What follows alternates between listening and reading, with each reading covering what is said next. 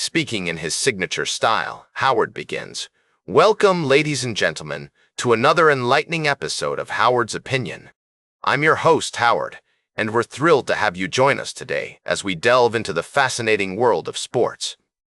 We've got a remarkable story to share with you right off the bat, one that marks a significant milestone in the history of Major League Baseball.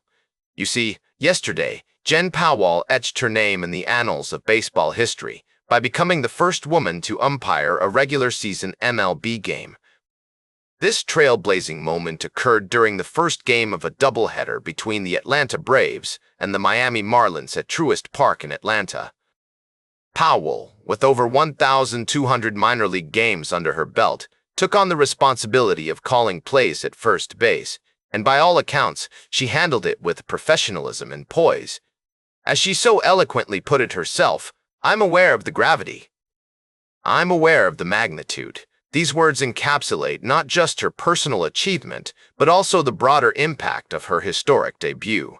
It's a moment that resonates deeply, coming 28 years after the NBA welcomed its first female referee and 10 years after the NFL hired its first female official.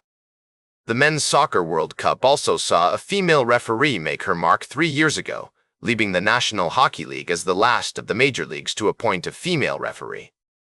This achievement by Jen Pawol is more than just a personal milestone. It's a testament to the evolving landscape of sports, where barriers are being broken and inclusivity is becoming the norm. It's a story that inspires, a reminder that with dedication and perseverance, anyone can achieve their dreams regardless of gender. As we celebrate this groundbreaking moment in baseball history, we're also reminded of the journey ahead. The path to equality and representation in sports is ongoing, with challenges still to be overcome. However, with pioneers like Jen Pawol leading the way, the future looks brighter than ever. We'll continue to follow Jen Pawol's journey and other compelling stories from the world of sports as they unfold. For now, let's bask in the glory of this historic moment and the promise it holds for a more inclusive tomorrow.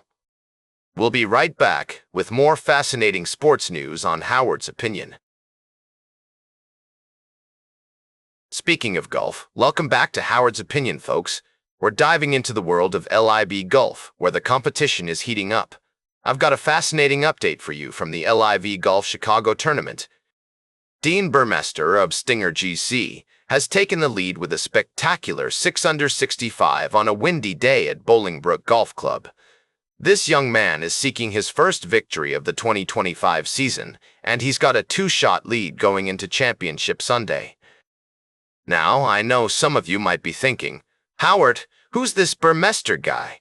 Well, let me tell you, he's making waves in the golf world, and his performance at LIV Golf Chicago is turning heads. But he's not the only one making noise.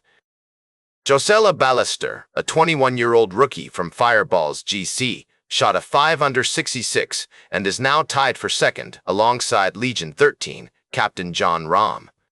Rahm, as you may know, is chasing his first victory of the 2025 season, and he's also eyeing the season-long individual points title.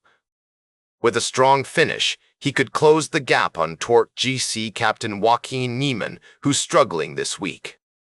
The stakes are high, folks, and it's going to be an exciting conclusion to the tournament.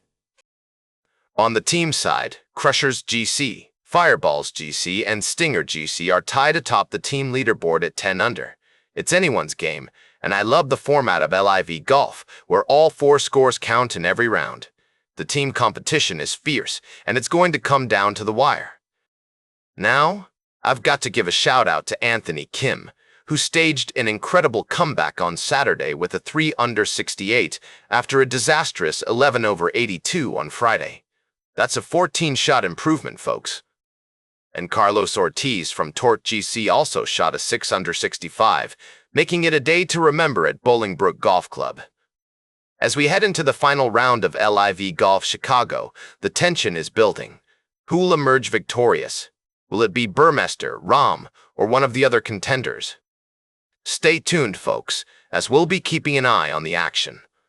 And that's all for this segment of Howard's Opinion. We've got one more story to share with you today, and it's going to be a doozy. Stay tuned for our final story of the day, right here on Howard's Opinion. Welcome back to the final segment of today's Howard's Opinion. As we dive into the world of sports, I'd like to bring your attention to a fascinating story that has been making waves in the NFL.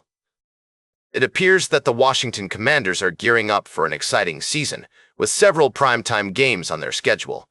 But what's even more intriguing is that the GOAT himself, Tom Brady, will be joining the broadcast team for their Week 1 game against the New York Giants. Now, I know what you're thinking. What makes this game so special? Well, my friends, it's not just about the Giants. It's about the Commanders' quarterback, Jayden Daniels, and the high expectations surrounding him. Brady, along with play-by-play announcer Kevin Burkhardt and sideline reporters Aaron Andrews and Tom Rinaldi, will be in Landover to witness the NFC East showdown. But that's not all. We also have some insight into the Commanders' quarterback situation. It seems that if they were having a competition for a third-string QB, it's essentially over. Veteran Josh Johnson has proven himself to be a capable backup, and his performance against the New England Patriots in their preseason loss has solidified his position. As I always say, the devil is in the details, and in this case, the details are quite interesting. Johnson's ability to operate within any offensive scheme and his athleticism make him an ideal candidate for the job. And let's not forget that he's a serviceable veteran who can keep the offense running smoothly if needed. Now, I know some of you might be thinking, but what about Sam Hartman? Well, my friends, it seems that Hartman's training camp has been a bit of a roller coaster ride. Despite undergoing off-season shoulder surgery, he's still got 2 preseason games to prove himself. And who knows, maybe he'll surprise us all and become a dark horse in the quarterback competition. As we wrap up today's show, I'd like to leave you with some food for thought.